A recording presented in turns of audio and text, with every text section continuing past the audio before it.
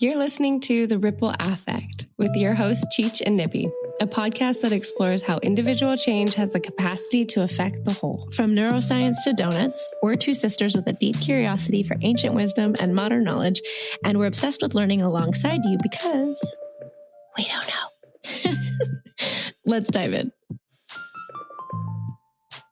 Hi, everyone. Issa here. So this week's episode is a continuation of our last kitchen table talk. It's titled Ancient Wisdom Roots. So if you haven't listened to that, you can go ahead and go back and start the conversation from the beginning. Or if you're like me and you watch shows out of order and you listen to podcasts at random and it drives your sister crazy, just jump right in. Okay, we came back from sipping on our drinks and taking a bathroom break. And on the break, you said something interesting, but I almost made you record, and so I'm going to make you say it now. No, I think what's most important is that these ways shaped us. Growing up in the Native American church had a big impact on who we are and the lens we see through and our spiritual connection to ourselves and something greater than ourselves. And we're not First Nations people, but we have had many authentic experiences that really molded us and became part of our story. And I'm proud. I'm proud of us, and I'm proud that we live in a time that I'm hoping indigenous ways are safe to talk about and are becoming more accepted and celebrated, and that people want to know more and educate themselves more about them. And I think that's kind of the gist of what I was saying on the break. I'm glad. Thank you for. She's got like some embarrassed, sheepish. That wasn't supposed to be out there. No, but I thought it was important because I think not only is it the lens that we look out on and something that deeply had an impact, a positive impact on us and an influence, but I think also it's important for our community to understand, our viewpoint and why I feel confident in my ability to contextualize spiritual experiences and to be able to connect, or just my ability because of that experience of prayer, that experience from when I was very young, to be able to open up to that greater, to that all. When I've studied wisdom out of the East, of connect to the nothingness, I have a very rooted concept. And it's not a concept, it's a connection to, it's not an idea, it's an experience. And I utilize that when I work with my own clients, that reverence, that open-heartedness, that humbleness, that love, and that appreciation and that connection back to ancient ways. I feel that very real, and I honor that, and I take that very seriously, but I mean it in an honoring way, and I am confident in that because I've experienced it many times.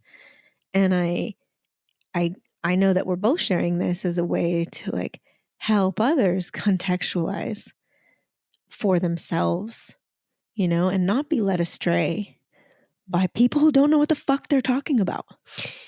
Yep. And I think, like you said, and I'm not saying I know what the fuck I'm talking about. I'm saying there are sources of information, of ancient wisdom, of wisdom keepers that know the real deal and can point you in a good direction. And they're not going to point to your pockets. They're not going to point to your money. They're going to point you to help yourself.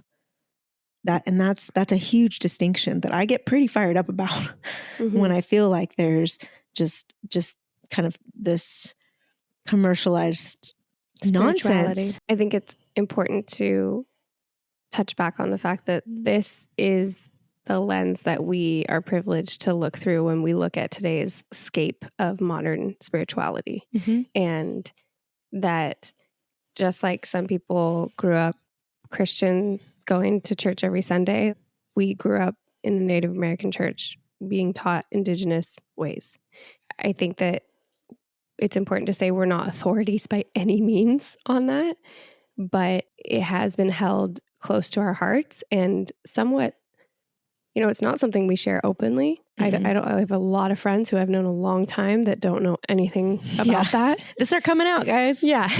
And a lot of times when I do come up against certain spiritual communities or ways or workshops or things being sold or marketed online, I can feel the resonant difference between my experience of being almost like just that back to that felt sense of knowing what that feels like and knowing the reverence and the humor and the humbleness of what I consider to be the true essence of spirituality.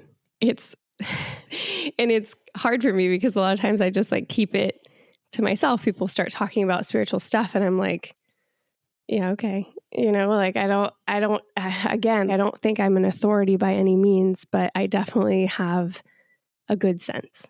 And I think why we made that distinction so clearly that we don't want to become a cult is because we know the value of something that is created for somebody, something that's created for people to engage with, to have belonging with, to feel accepted in, to grow at their own pace in, to help themselves, to come together for a good reason in a good way and have a good outcome. And that's what is sold to you as a cult. We grew up in a organized, indigenous way that did do a lot of those things.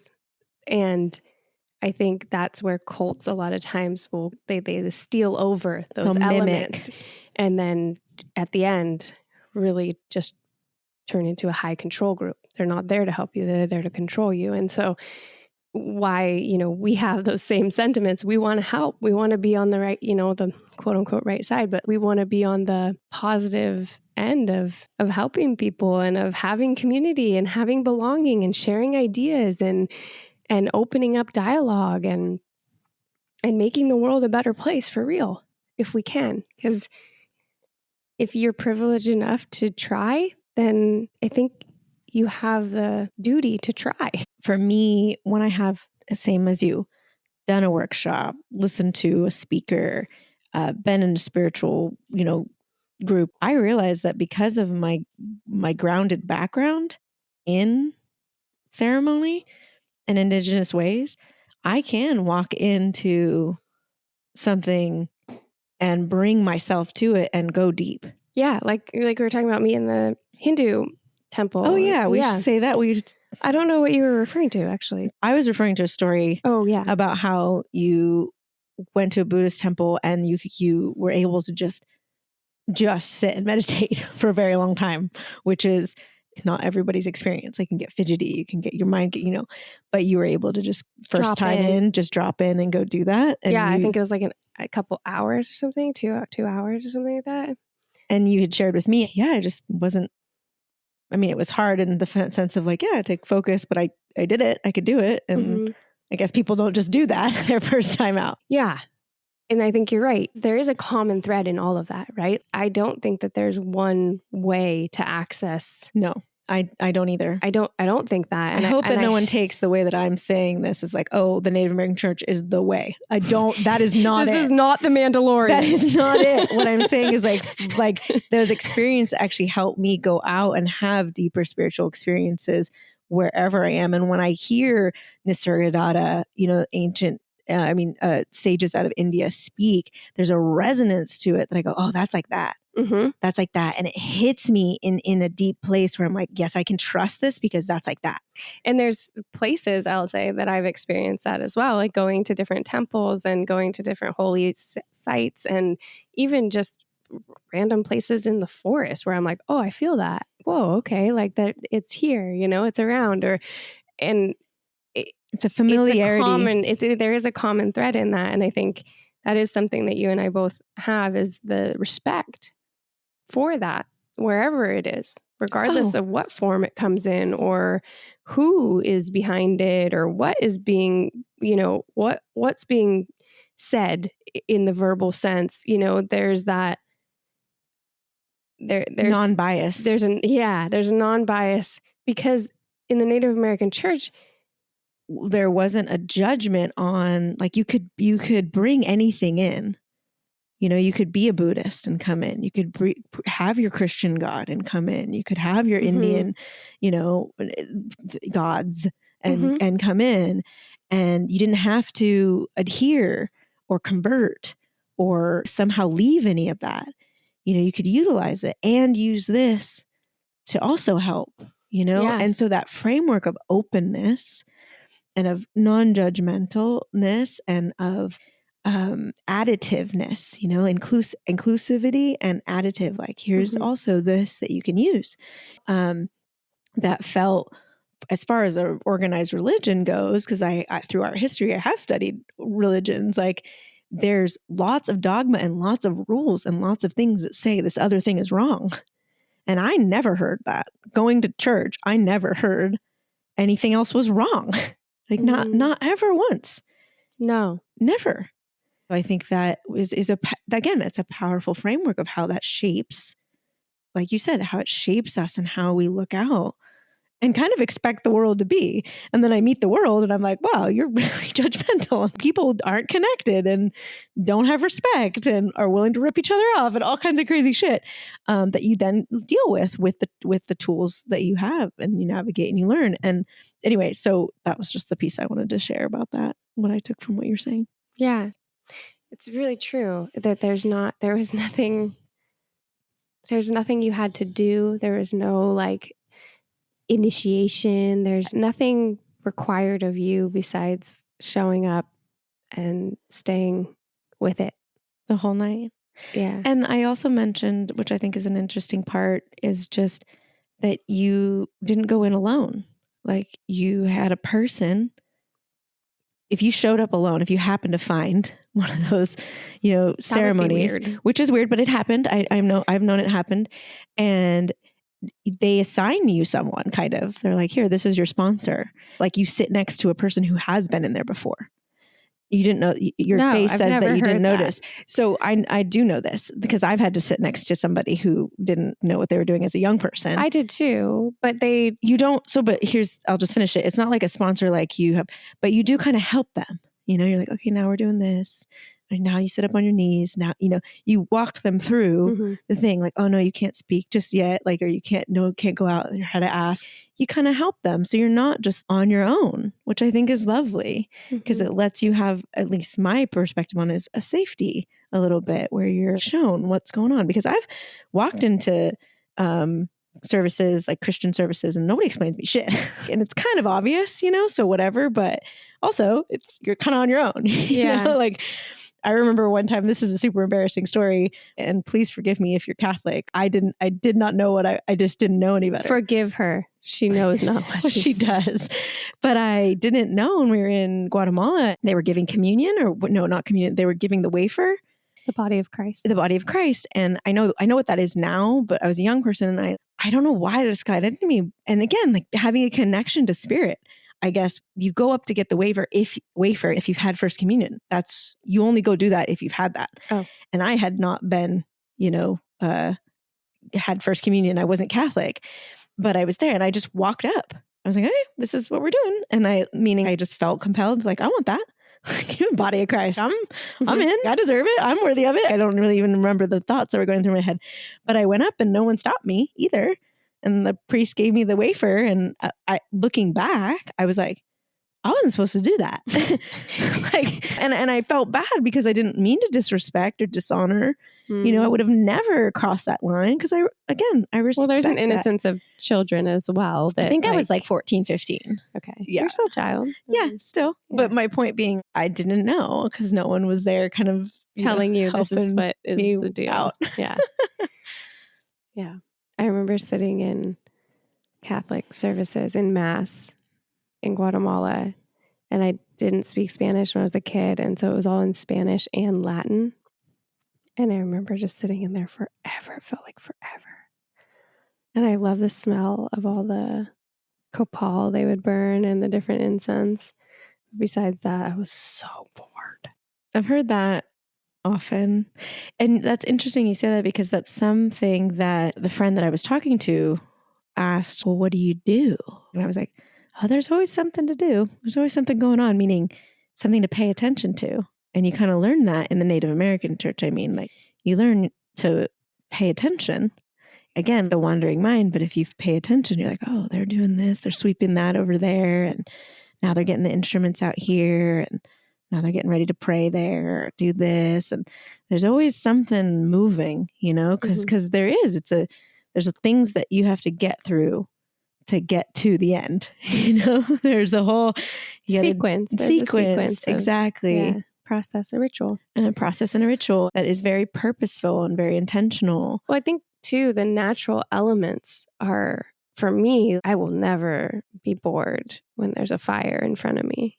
I'll never be bored when there's live instruments and people singing around me. That's just not, when I'm getting to sit on the ground and be, in a space that's natural canvas around me. There's something to that I don't think I could be bored.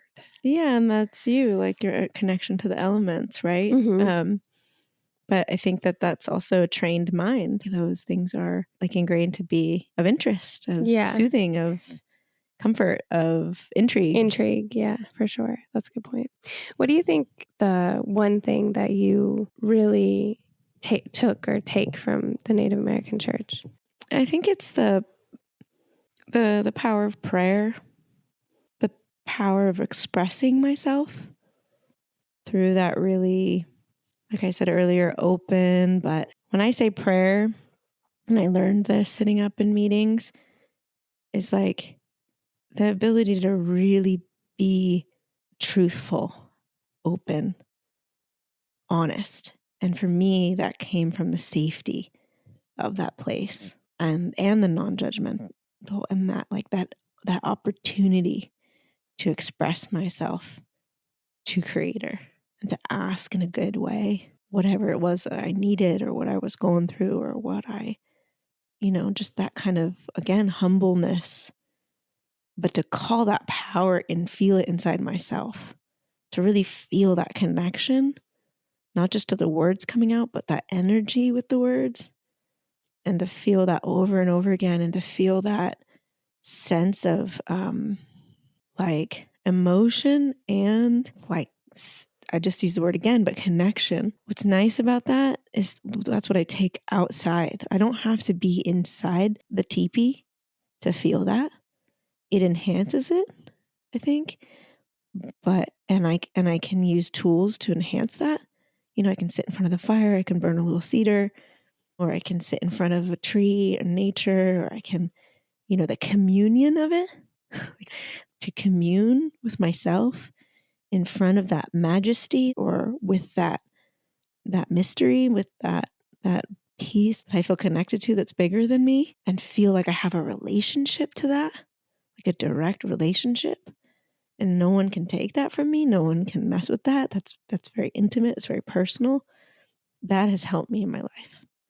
When I felt really down and out, when I felt really lost, when I felt, and unfortunately, it's kind of like when I get the most freaked out is when I like find myself praying. Because I think that's common. Don't know what else to, not that I don't know what, no, it's not that I don't know what else to do.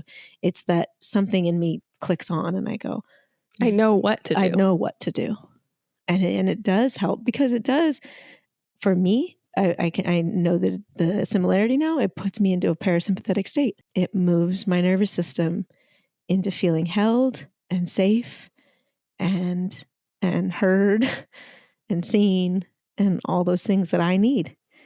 And it's really comforting and it's really caring. I also really believe in the power of prayer, because I can't explain it, but I do feel it's like a sense, not my senses, my taste, touch, smell, but a perception that when I put my whole body and my mind and my heart in that way, in that positioning, in that focus, and I pray for someone else, I do feel, I believe, and I've never said this really out loud, like, except for to one other person, like I really do feel that it impacts that it makes that difference.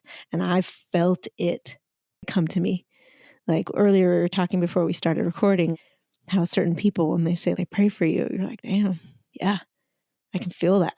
I know that means something. Mm-hmm. You know, there's an impact there. And other people, I pray for you. And I don't feel it when they say like, it. That means nothing to me. Yeah. And it means nothing to them. You know, you can kind of sense it. I'm intuitive. Like that doesn't, not that you don't mean it. You say it, but you don't mean it. Yeah, kind of. And like, but so I have that real takeaway, I think, is like you said, the elements, my connection to the elements and the power, just the power of prayer. Mm-hmm.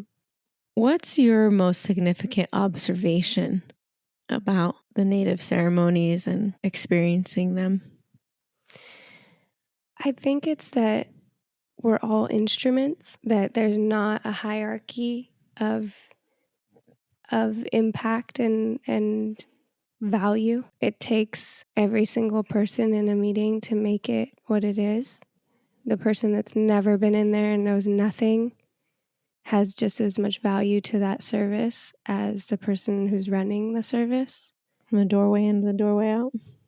And that we're all instruments, and there's a really harmonious thing that can be made when we all tune in together. Yeah, that's sweet. Yeah, I think that's my observation.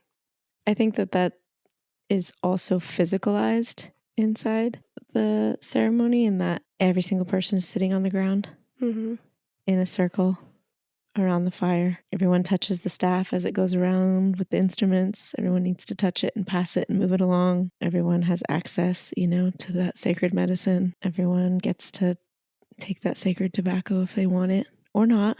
Yeah, you don't have to partake in eating medicine and taking smokes and singing and any of it. You don't have to do any of it. It's that autonomous but you are still a valuable instrument in that service. You are still a part and a valued part of what is supposed to happen there. And I think that's why you can't just leave and not come back. Yeah, during the actual ceremony, you can only go to one meeting and never come back again. Like you're not in for life or anything like that. But there's just there's something that is automatically created by communion, by coming together in that way for a singular purpose. And because of your value, and your value as in just by being you and choosing to put energy into the prayer service and the reason that it's happening, you you receive so much back. And it's not on like a tangible material level, but there's like when people say like blessings, I understand what that means. And those are such like sweet, if you can imagine the highest intention, sweetest prayer your grandmother could ever say for you when you were a baby, if she was just trying to set you up with all the love in her heart to have the most beautiful, wonderful, charmed, healthy life.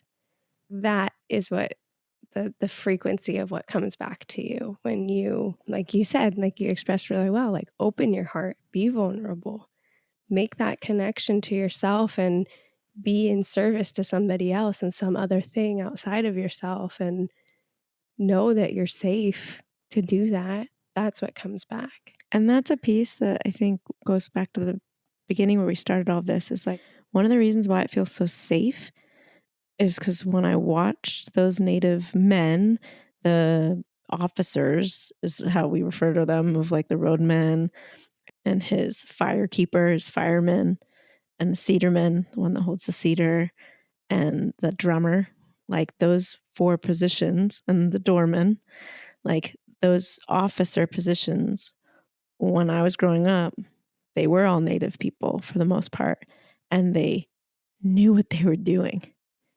I mean, you could tell someone was in control, meaning like, no, they got it. Anything could happen in there, and they were going to take care of it in a good way. They didn't need to dominate. They didn't need to be mean or cruel ever. It was a caring, loving way that they took care of every single person in the teepee and the service. And I think that felt safe. I could trust that. Mm-hmm. That no matter what happened, and some things did, I've been in services where things got a little hectic, Mm-hmm. and they were always able to bring it back in a good way. Like I said, like that demeanor. Mm-hmm. Well, there's like a trust. There's such a deep trust. That's what's there. Is to talk about faith. Faith is like believing that something's going to happen even when there's no evidence that it will happen, right? But like trust is something that is built. Those officers, and it's almost like Peyote and Creator have such a strong trust bond that there is a care being taken. You can trust that. Yeah. When you follow these ways and interact with this thing, you can trust it. And it all can get cleared. It's like you can't really get it wrong. There's clear ways to do it well. But if something messes up in there, something gets crisscrossed, or you don't quite say, something doesn't go in order, you can go back. There's a flexibility to it that I've learned, that I've seen, that's really important and really seems very ancient. And it's that, you said trust. It's like it goes into that knowledge place, that place where it's a deep knowing that does get built from. When I think of those roadmen, they were going to, from the time they were really little, going to so many meetings, traveling around, the exposure to those ways from the older people too, from their grandparents teaching them these traditions and this way. They know it in a way that if you didn't grow up that way, it's like anything, it's like the 10,000 hours. But it's being in front of spirit, in front of Creator, and that plant medicine over and over and over again. That's inside them. That's in their DNA. That's in their neurobiology. Yeah, it makes me proud of like how I came into this world, to know that, to feel that, like not being like, not having that experience, not being indigenous in that way, but like knowing that medicine has always been part of me. Yeah, I am too. It's like, makes me feel like just, I know I can trust that, Yeah. And for me, it's a foundation. Mm-hmm. You had said, you hadn't been as an adult person back to too many meetings. And I haven't either, not as many as when we were young, but I have. And when I was sharing with that friend, I remember saying, what's nice about it is that if you did need it, it's there for you. And when you go back, when you go into a TB service after a long time, it is like a refresher, and it is like a connection point where all those other meetings, all those experiences like you've been describing, that it's there for you to pick back up. When I come out of that service, I'm like, I feel that. It's familiar. Yeah, and it feels like it did something. That's I don't know what we did, but we did it. Because it's like, something happened. Something happened there. Like that's I don't know, but sometimes it is like beyond your knowing. Yes, and that's okay. Why we say it. Yeah, that's a good point. Because it's like, I don't know what we did, but you can feel it. We did it, and you look around everybody's eyes, and you can see like, oh yeah. You walk around, and after you get out of the service, out of the teepee, everybody walks out in order. Meaning like from where you are positioned in the teepee, go out, single file in a clockwise direction. And when you come out of the teepee, you say good morning to everybody, and you shake their hand or you address them and give them a hug. And there's that collective thing of like, oh, we did something, and also, and we don't know what we did, but we feel good, Yeah, and the cool thing about that is like the resonance. Yeah. Sometimes I think someone could just go to one meeting and have it affect them their whole life. Yeah, I don't know what that's like, but I've heard someone say it. So yeah, I think so too. Cause that's how that was with me. And so that psilocybin journey too. I could have just done that one time. But I know that it was profoundly affected by having had done ceremony before and getting that much out of it. I think that is a strong resonance of love. And that can sound really, like we make fun because we grew up with real hippies. So it can sound like, oh, it sounds so hippie, like peace and love. But what those words mean for real, to try to cultivate that inside yourself and cultivate it with another, meaning a community member or a family member. Peace and love, feel those vibrations.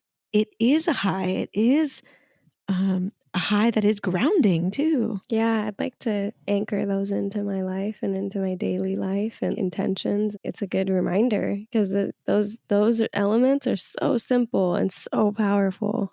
Knowing that we have agency to create those states and cultivate those states just in our bodies, in our personhood, in our beings, in our minds, like in our daily interactions. That's where the practice comes into play. And noticing where sometimes it's easier to point out where there is no peace. Like, oh, that doesn't bring me peace. That brings me agitation. Mm-hmm. That brings me chaos. That doesn't feel like love. That feels like judgment. That feels like hate. That, Mm-hmm. And as a brown person in this country, in the United States, I know I can feel those microaggressions and those racist things or those judgmental things. As a woman, you can feel those things come in, and it is a matter of how do you maintain resilience? How do you stay true to your spirit, know that you're loved when you don't get that job and you know why, or Mm-hmm. you're hardened out because there's a systemic thing going on, that's really hard to overcome. But like you said, that cultivation is a part of the resilience. And that is why the revolution in this country of the 60s was revolutionary, because love is all you need. The Beatles. Yeah. Like it can get worn out as just a song, but that is a powerful mantra to return back to. And it is a current in many, many world religions and many, many, many sages and many, many teachings. Mm-hmm. It does come back to that. That is a consistent thread that I see. We interrupt this broadcast to bring you some breaking news. Isa here. You may or may not have noticed that we've been off the air for some time now. The reason? Chiara got tired of editing and had life things to do. So, we will be offering Patreon in the future to help us cover costs of an editor so we can keep these messages coming to you every week. In the meantime, feel free to be so kind and donate directly through our Instagram link to help us fund this project. In other news, if you would like to be a sponsor and have your message of your business in this space, feel free to fill out our sponsorship program document or simply reach out to Chiara or I. Okay, that's it for the news. Back to your regularly scheduled program.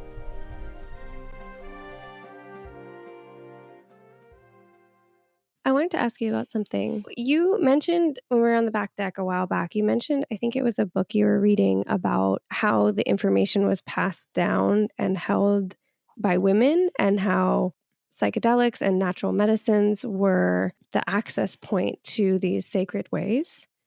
Can you talk a little bit more about that? The book you're talking about is The Immortality Key. Okay.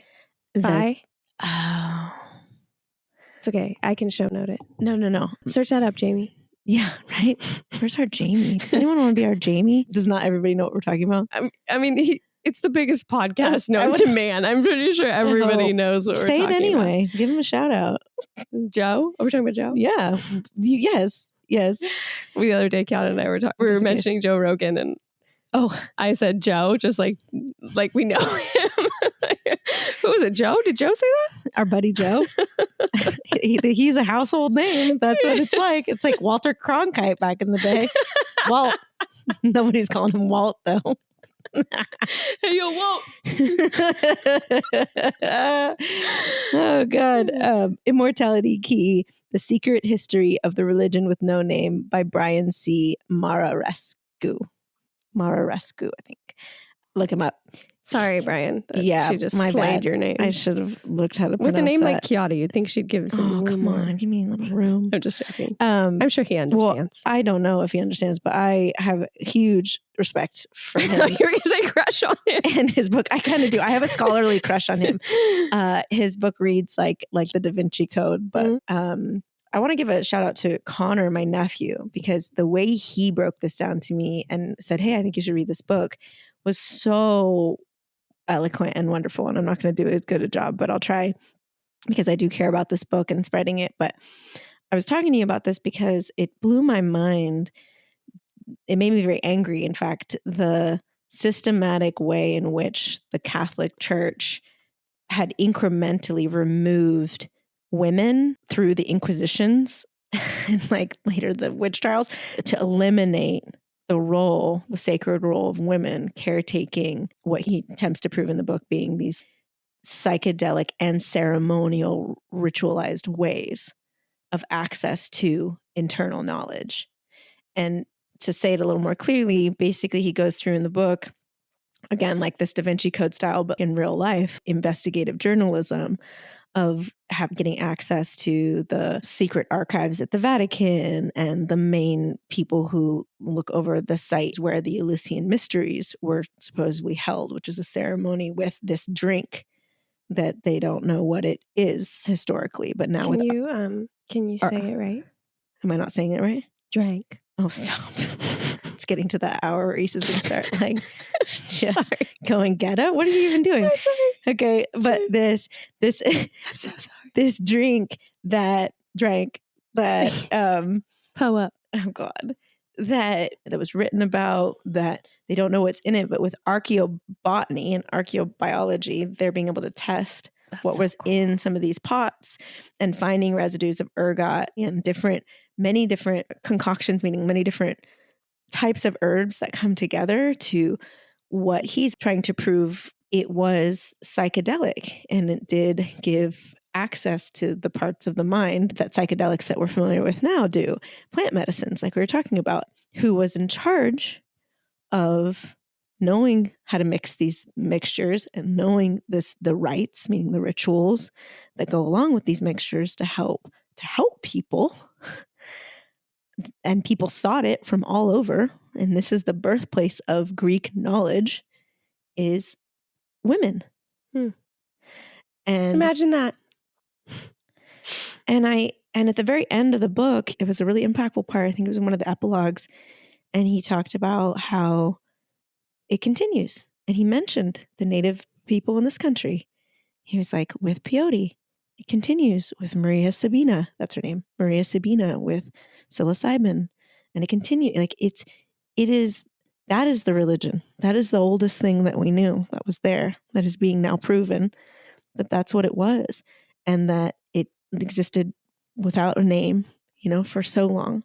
And it was women who were the ones who carried it out and were responsible for that. And they were given that, and that it survives, but it won't die. It's still there. That was the thing, is that they try, even though they systematically tried to dismantle the practice of it and the carriers of the knowledge of it and the everything about it, they tried to stamp it out, but it prevailed. It prevailed, and it is this like a window into, different states of consciousness that you can't access, and that quicker access through plants, through plant medicine. And I honestly, I do believe that it's not harmful to the church. I have so many friends who are such wonderful Christians, who just are so dope and really do follow the teachings of Jesus. And so many Jewish, people who are so, like what we've been talking about all day, connected, man, like get it. And utilize their religion's practice and teaching to deepen their connection to their higher powers. Exactly. And it's beautiful. For me, reading this book, it was like, I wanted to sit down with my Christian friends.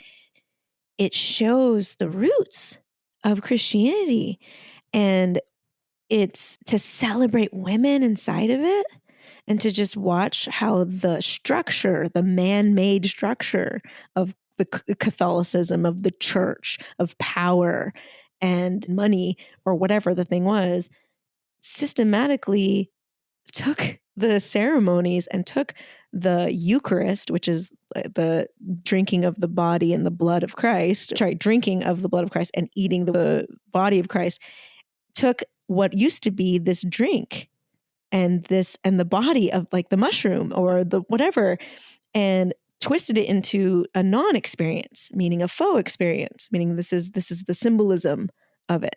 But his book goes into how early Christians actually, no, they were having an experience, a real experience with their own mind, guided by these women. And there's ancient scholars that write about it as like the most important thing for humanity. You know, the thing without this, humanity will crumble. And the Catholic Church hijacks that and says, no, it's the church. It's the ritual, the teaching, whatever, for power and control, in my opinion. So it just made me angry again that once again, women were being murdered, were being taken out of these positions. And then two, disempowered. Exactly. And then two, that these sacred medicines were written out of the story and then demified. The backwardness of it. So I don't think it takes anything away from Christianity. And he goes into the story of Jesus. There's so many clear connections to what Jesus was written about, and how Dionysus, the god of wine, and the rituals around him were the Eleusinian mysteries, were all these rituals and rites, that there's a direct line of the Bible being written in Greek for certain populations at the time, and they would have clearly known these connections. Oh, he's talking about Jesus, but he's talking about Dionysus.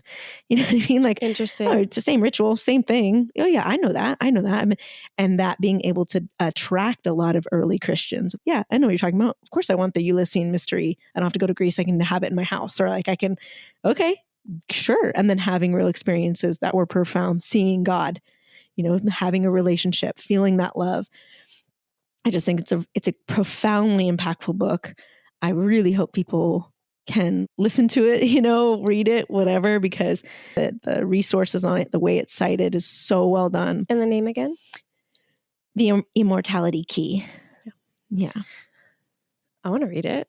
I would love for you to. For me, it stirred up, like I said, anger and frustration, but also, if I'm being really honest, I felt like healed in a way. I am carrying on a really important lineage by utilizing this medicine in a good way. I am connected to this. This is a part of our collective ancestry, you know, and I'm not advocating like everyone needs to go do drugs. Obviously not. But I am saying what these mysteries are held, you know, how they're held, and how you can have access to them, and how if you need them, like you were saying earlier, if you don't need it, yeah, you don't need it. But if you do feel like you need something, that it's been there for us for so long. I just felt like he really illuminated how it got quote unquote lost, but not really. Mm-hmm. I think it's cool that like the person that I connected you with for your microdosing is a female. Yeah. You know, I like that. Yeah. And I was going to mention microdosing. I couldn't remember if I'd mentioned it on the pod before, but that was the medicine I turned to medically to help me with depression and anxiety, microdosing psilocybin, and it really helped me. I'm very interested in doing the larger macro doses in a therapeutic session because I feel like it can, you know, shortcut, sure, but more importantly, magnify how far and deep and insightful I can be with myself, and to grow and to actually shift and change. And on an early conversation, but one of the more recent episodes we released, we talked about How to Change Your Mind. That film series on Netflix that goes into that. Mm-hmm. The journey with the microdosing for me felt a little conflicted, right? Because there's this illegality of it. Mm-hmm. And because of that, the unregulation of it, and am I doing this right? I went to the person you recommended and felt like there was guidance there and knowledge there. Just learning about it was important to me, even though I had experienced it on my own. Like I said, been familiar with that as a recreational practice, and then even in ceremony, but I wanted... The therapeutics are different. Mm-hmm. They are. Different application. But in taking it and then happened to read this book, I just felt more confirmed, like affirmed. I can trust this. I already knew it. And luckily, the way the protocol for me, the woman gave me was, yeah, you do it with intention. You take your little capsule and for me, I look at it, I hold it in my hand.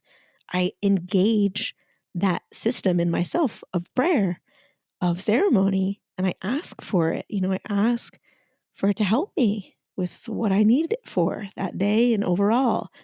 and I take it with intention. I do think that that really matters with the way that it has helped me. You know, I'm not just like popping a pill and moving on with my day. Yeah, I think that Active. all plant medicine requires the co-creative experience, and that our intentions set and setting are extremely important when interacting with any plant medicine. Yeah. And it makes a difference for the magnitude of the experience, but also you don't fuck around. Like, sorry, but like, this is something I like, you don't just go fuck around with that stuff. It can fuck back with you. Meaning if you're not intentional, it can spin you out and rub you the wrong way. Cause it's like, what are you doing? It has its own, you said this earlier, it has its own spirit. Yeah. It has its own intelligence.